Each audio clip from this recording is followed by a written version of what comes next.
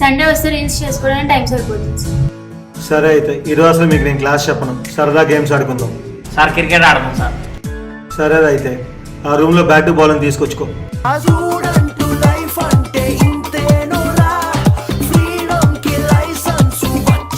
అరే పవనం, ఎప్పుడు RCB RCB అంటే ఇప్పుడు చూపించిన ఆర్సీబీ పవర్.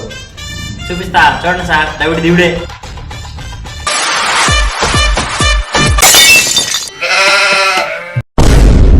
కమ్మని ఈ ప్రేమ లేఖనే రాసింది హృదయమే.